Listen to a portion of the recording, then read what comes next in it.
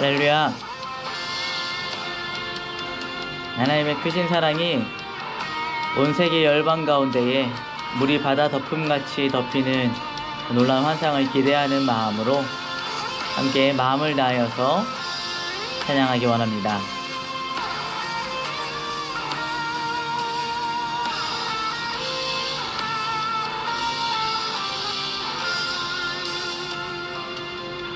세상 모든 민족이 구원을 얻기까지 쉬지 않으시는 하나님, 주의 심장 가지고 우리 이제 일어나 주 따르게 하소서.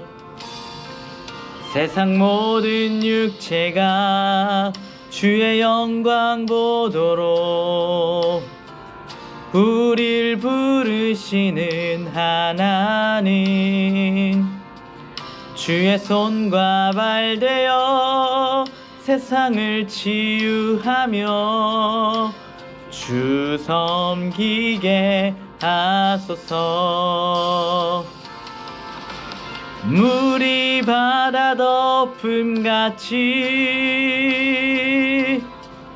여호와의 영광을 인정하는 것이 온 세상 가득하리라.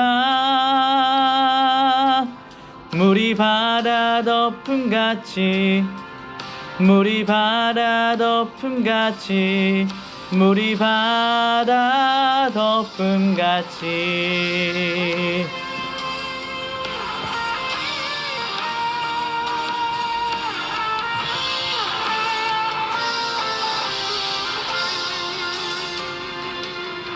세상 모든 민족이 구원을 얻기까지 쉬지 않으시는 하나님, 주의 심장 가지고 우리 이제 일어나 주 따르게 하소서. 세상 모든 육체가 주의 영광 보도록 우릴 부르시는 하나님, 주의 손과 발 되어 세상을 치유하며 주 섬기게 하소서. 물이 바다 덮음같이 여호와의 영광을 인정하는 것이 온 세상 가득하리라. 물이 바다 덮음같이, 물이 바다 덮음같이, 물이 바다 덮음같이, 물이 바다 덮음같이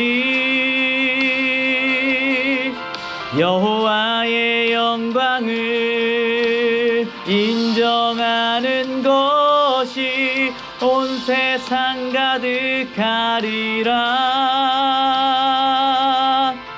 물이 바다 덮음같이, 물이 바다 덮음같이, 물이 바다 덮음같이 보리라. 그날에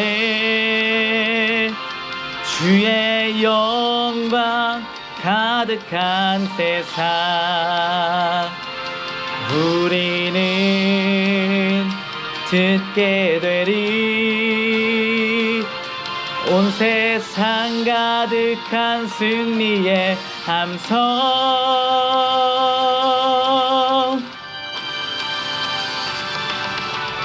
물이 바다 덮음같이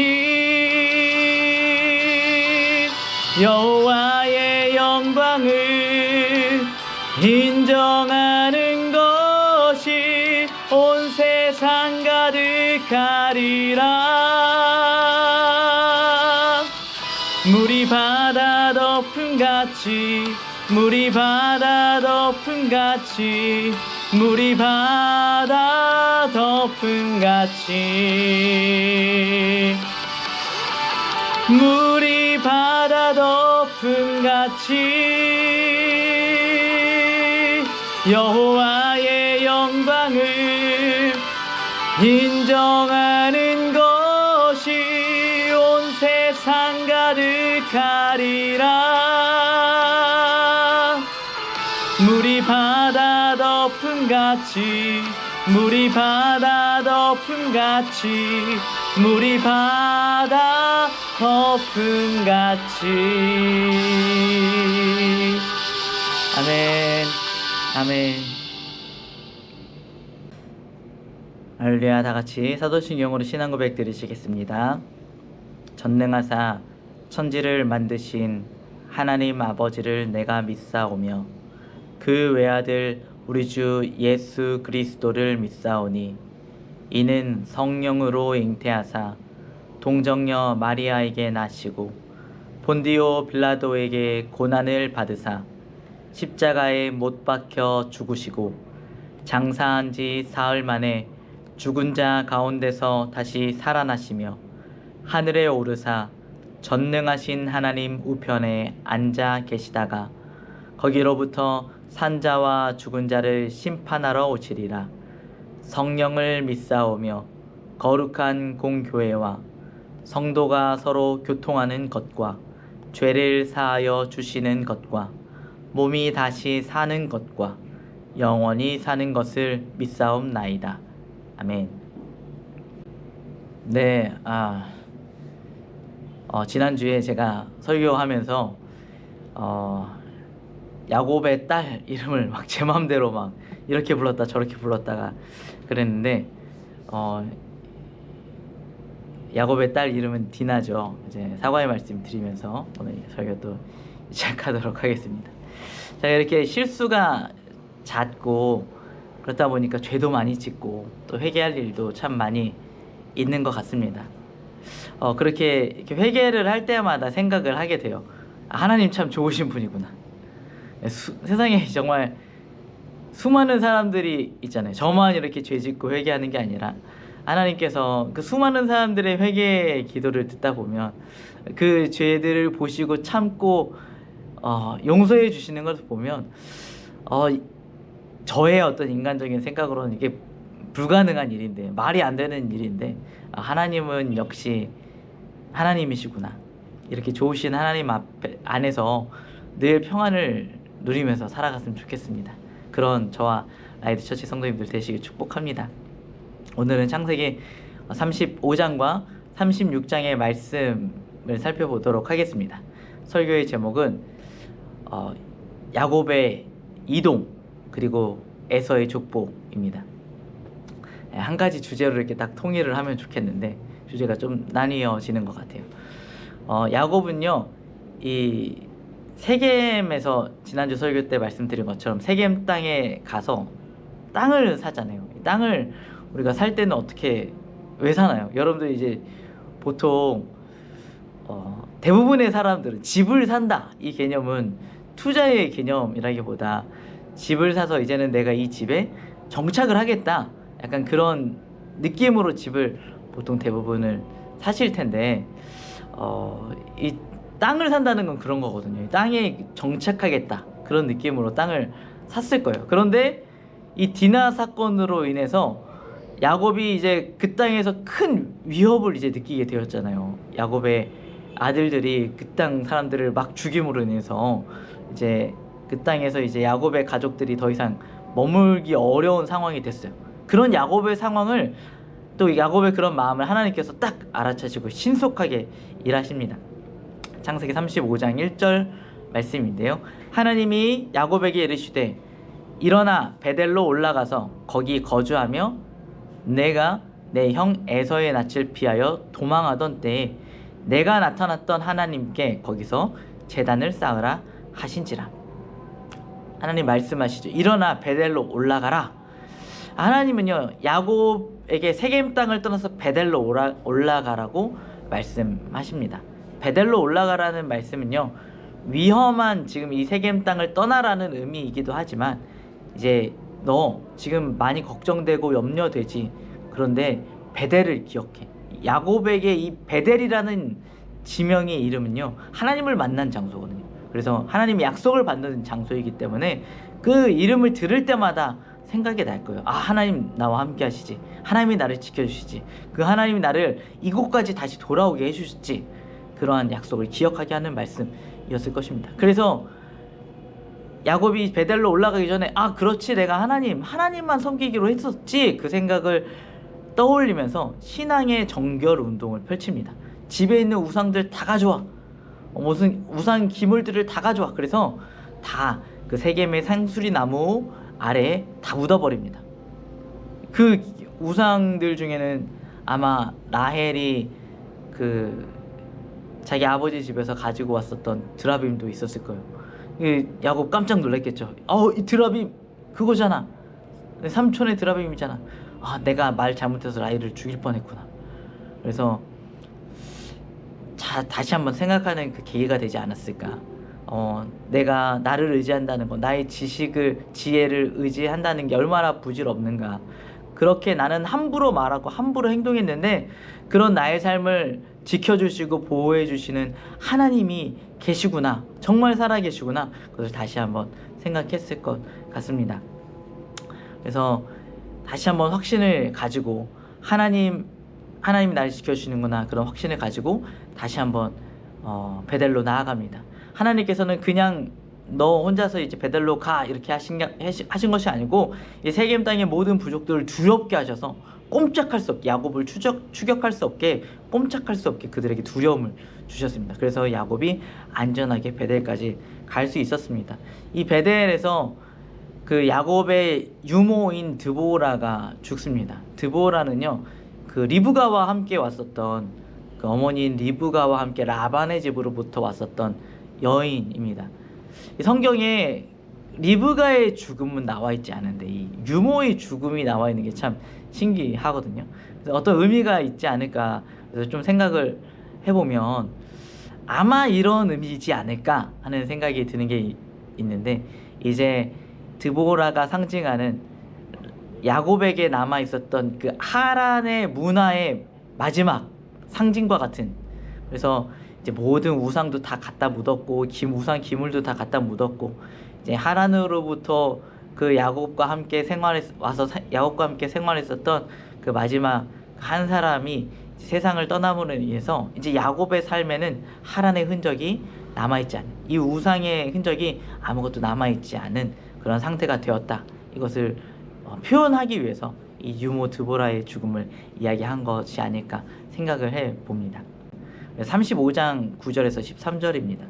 야곱이 밧단 아람에서 돌아오매 하나님이 다시 야곱에게 나타나사 그에게 복을 주시고 하나님이 그에게 이르시되 내 이름은 야곱이지만은 내 이름을 다시는 야곱이라 부르지 않겠고 이스라엘이 내 이름이 되리라 하시고 그가 그의 이름을 이스라엘이라 부르시고 하나님이 그에게 이르시되 나는 전능한 하나님이라 생육하며 번성하라 한 백성과 백성들의 총회가 내게서 나오고 왕들이 내 허리에서 나오리라. 내가 아브라함과 이삭에게 준 땅을 내게 주고 내가 내 후손에게도 그 땅을 주리라 하시고 하나님이 그와 말씀하시던 곳에서 그를 떠나 올라가시는지라. 야곱이 베델에서 다시 하나님을 만납니다. 신기한 것은 야곱이 베델에서 하나님께 예배 드리기 전에 하나님이 먼저 야곱을 만나주세요. 먼저 찾기 전에 만나주시는 그 하나님. 야곱이 베델에서 처음 하나님 만났을 때도 그랬거든요. 야곱에게 그 땅에 아무런 의미도 없었을 때 하나님께서 그 땅에서 야곱을 찾아주셨어요. 그리고 만나주셨어요. 하나님은 우리가 찾기 전에 만나주시는, 그리고 우리가 간 그곳에 먼저 가 계신 하나님이십니다. 지금 이곳에서도 베델에서 야곱이 이제 피난처로 찾은 이 베델에서 하나님이 만나주시잖아요. 형 에서를 피해서 도망갔었던 야곱을 만나주신 곳이 베델인데 이 세겜 사람을 피해서 도망하다가 이 베델에서 하나님이 만나 주십니다. 그리고 그 자리에서 하나님은 거듭해서 야곱에게 축복을 해주십니다. 고난을 피해서 도망가는 그 자리에서 하나님이 우리를 만나 주십니다. 하나님이 우리를 찾아와 주세요. 그리고 하나님을 만나는 그 자리는요, 하나님을 만나는 그 자리는 어김없이 축복의 자리요, 회복의 자리요, 예배의 자리가 되어집니다. 그것이 우리 하나님 믿는 하나님 백성들이 누리는 축복인 것 같습니다. 야곱이 받은 축복은 축복의 내용들을 살펴보면요, 대부분이 이전부터 내려오는 축복들이에요. 그러나 그 축복의 내용들은요, 점점 구체적으로 바뀌고 있습니다. 이제 단순히 많은 민족들이 너에게서부터 나올 것이다 라고 이야기한 것이 아니라 너를 통하여서 많은 왕들이 태어나게 될 것이다 라는 축복이 주어져요. 야곱 가운데에, 사실 야곱의 인생 가운데 그러한 일들이 일어난 건 없거든요. 그런데 눈에 보이는 것은 아무것도 달라진 것은 없지만 하나님의 일들은 점점 착착착 진행되어져 가고 있는 거예요. 우리 눈에 보이지 않는 세계 속에서 하나님께서 일을 하고 계세요. 그래서 그 축복의 내용들이 점점점 한 단계씩 앞으로 나아가고 있습니다. 우리가 하나님의 시간표를 다 알 수는 없죠. 그래서 답답하고 하나님 언제입니까 이렇게 기도하게 될 때가 많이 있지만 하나님이 일하고 계십니다. 그렇기 때문에 우린 하나님께서 이루어 주실 것들을 기대하는 마음으로 또 기억하면서 믿음으로써 나아가야만 하는 것입니다. 시편 77편 19절 20절에 이렇게 기록되어져 있습니다. 주의 길이 바다에 있었고 주의 곧은 길이 큰 물에 있었으나 주의 발자취를 알 수 없었나이다. 주의 백성을 양떼같이 모세와 아론의 손으로 인도하셨나이다. 주님의 길은요, 바다 가운데 있어서 우리가 그것을 다 알 수 없습니다. 하나님 어디에서 오셔서 어떻게 일하고 계시는지 우리가 다 파악할 수는 없지만 하나님께서는 변함없이 하나님의 백성들을 인도하고 계십니다. 우리가 주님의 백성이지 않습니까? 또 예수님이 우리의 주인 되셨음을 믿고 있지 않습니까? 그렇다면 주님의 그 인도하심을 우리가 의심하지 않고 주님만 바라보면서 나아갔으면 좋겠습니다. 야곱이요, 근데 이 베델에 정착하지 않습니다. 그리고 다시 이동을 시작해요. 35장 16절에서 20절 말씀입니다. 그들이 베델에서 길을 떠나 에브랏에 이르기까지 얼마간 거리를 둔 곳에서 라헬이 해산하게 되어 심히 고생하여 그가 난산할 즈음에 산파가 그에게 이르되 두려워하지 말라. 지금 내가 또 등남하느니라 하매 그가 죽게 되어 그의 혼이 떠나려 할 때에 아들의 이름을 베논이라 불렀으나 그의 아버지는 그를 베냐민이라 불렀더라. 라헬이 죽음에 에브랏 곧 베들레헴 길에 장사되었고 야곱이 라헬의 묘에 비를 세웠더니 지금까지 라헬의 묘비라 일컫더라. 라헬이 이동하는 중에 안타까운 일을 당하게 됩니다. 야곱이 가장 사랑했었던 아내 라헬이요, 그 이동 중에 출산을 하게 되고 그 출산의 그 어려움을 다 견디지 못해서 라헬이 죽게 되었습니다. 라헬이 그 고통이 너무 심해서 마지막으로 죽기 전에 이 아이의 이름을 베논이라고 짓는데 그 이름의 뜻은 슬픔의 아이라는 뜻입니다. 근데 야곱이 아이의 이름을 그대로 베논이라고 하지 않고 베냐민이라고 새로운 이름을 줍니다. 아이가 자기의 이름이 슬픔의 아이다. 나를 낳을 때 어머니가 죽었다. 베논이라는 이름을 들을 때마다 아이가 그 생각을 하게 되지 않겠습니까? 그래서 야곱이 베냐민이라는 새로운 이름을 주었던 것 같아요. 야곱의 12명의 아이들 중에 유일하게 베냐민만 야곱이 이름을 지어줍니다. 나머지는 다 그 아이를 낳은 엄마가 이름을 지어주는데 베냐민만 이름을 지어줍니다.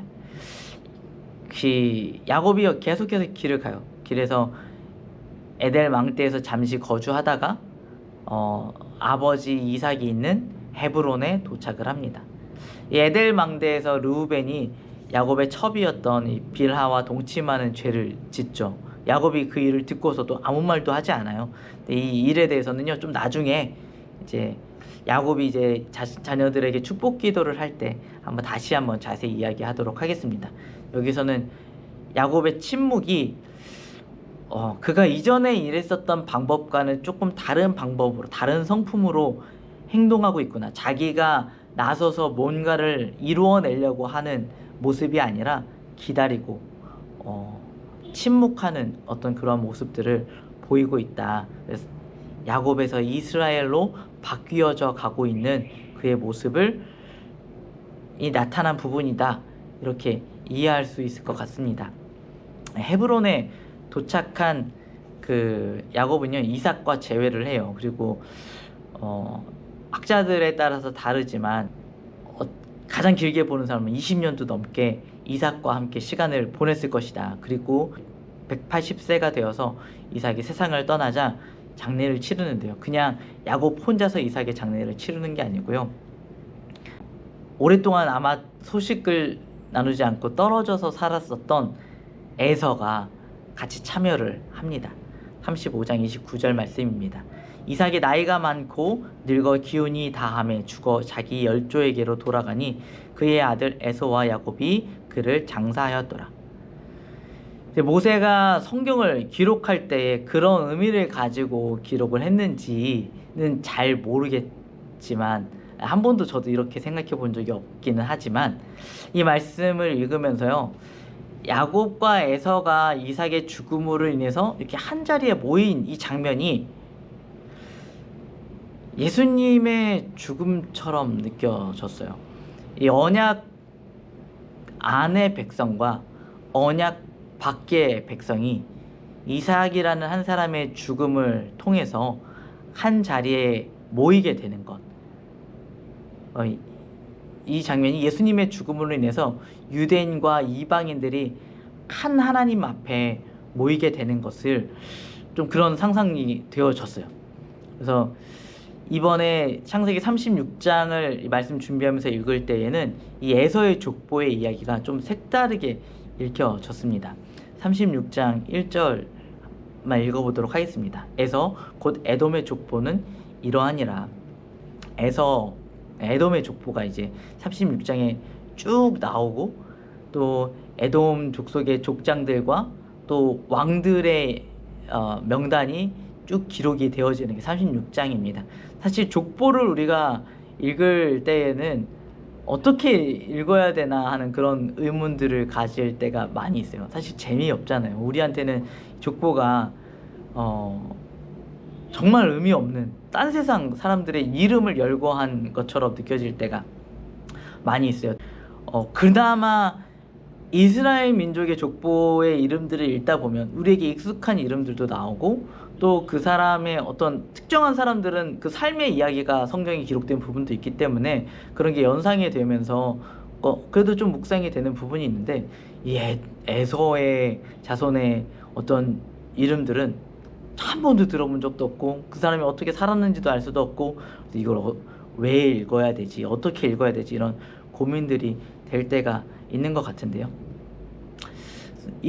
여기서도 이제 족보의 어떤 내용들보다 이 족보가 왜 있는지, 여기에 왜 기록되어져 있는지, 이것을 한번 저는 여기서 한번 말씀드리고 싶습니다. 지금까지 성경의 족보들을 읽을 때는요, 저는요 이렇게 읽었어요. 가인의 족보, 롯의 족보, 또 이스마엘의 족보처럼 약속의 자손들이 아닌 다른 혈통의 그 족보를 읽을 때는 약속의 자손들과 어떤 대비되는 것으로, 이 사람들은 약속에서 벗어났구나, 이제 더 이상 이 사람들은 약속의 자손이 아니구나, 이러한 느낌으로 읽어왔습니다. 그런데 예수님께서 말씀하신 것처럼 하나님 아버지의 뜻이 사람들이 동서남북으로부터 와서 그 잔치에 참여하는 것이 하나님 아버지의 뜻이라면, 이 족보가 약속에서부터 벗어난 사람들을 더 이상 들어오지 못하게 하는 울타리 역할을 하는 그런 것일까?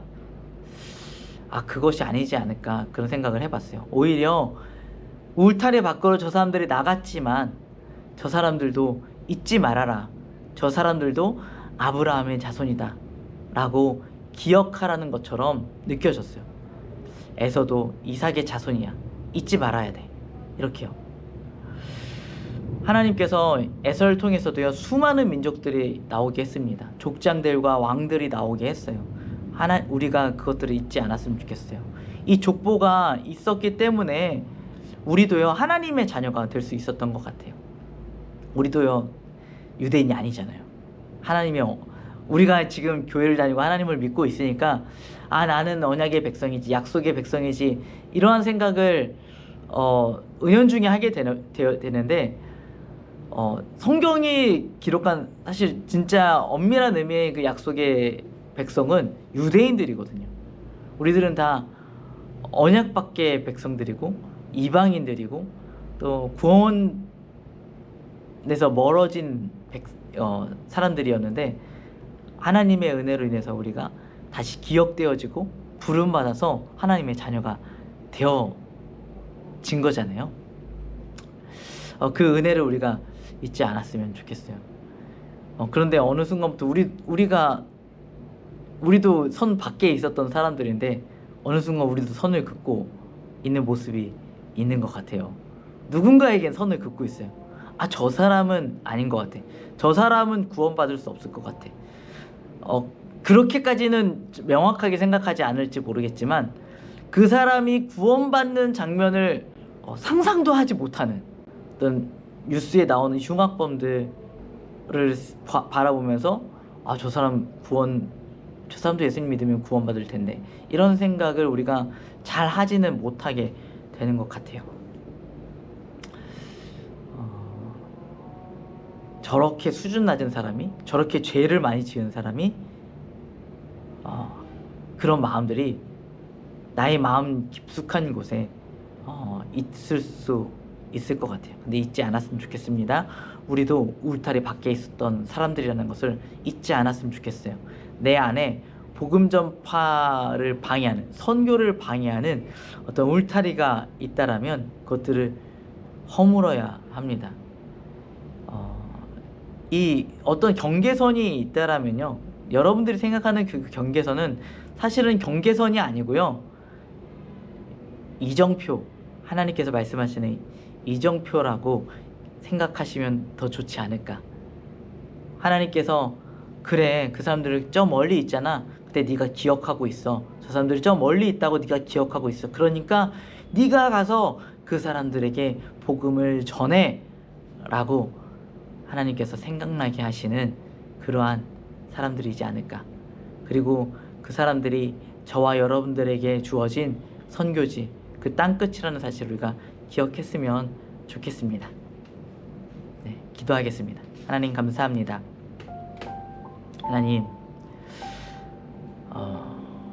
우리의 인생 가운데 늘 두려움이 있고 걱정이 있고 염려가 있지만 하나님 이미 그것들을 다 알고 계심을 우리가 기억합니다. 그리고 그 순간마다 하나님 우리 보호해 주시고 계시기에 우리가 오늘도 안전하게 평안하게 숨을 쉬고 하루의 삶을 살아갈 수 있었음을 고백합니다. 하나님께서 우리의 삶을 인도하고 계시기에 믿음으로써 또 한 걸음 나아가게 하여 주시옵소서. 하나님 주신 꿈과 비전들이 지금 당장 이루어지지 않는 것 같이 보일지라도 하나님께서 하나님의 때에 이루어 가실 것들을 기대하고 오늘 그 보이지 않는 그곳을 향하여서 또 한 걸음 발을 뗄 수 있는 우리 모두가 되게 하여 주시옵소서. 하나님, 우리 안에 혹시나 그 복음의 경계선을 가지고 사람들을 멀리하고 있는 부분이 있진 않습니까? 하나님, 우리가 회개하며 나아갑니다. 하나님, 내가 멀리하고 있었던 그들을 향하여서 내가 하나님의 마음을 가지고 하나님의 말씀을 가지고 복음을 전하며 나아갈 수 있는 삶을 살아갈 수 있도록 우리에게 복음 영혼 구령의 열정을 허락하여 주시옵소서. 성령으로 뜨거워진 마음을 허락하여 주시옵소서. 감사드리며 살아계신 예수 그리스도의 이름으로 기도드렸습니다. 아멘. 오늘의 기도 제목입니다. 하나님께서 내가 서 있는 고난의 자리에서 하나님께 내가 서 있는 고난의 자리에서 만나달라고 간절히 기도합시다.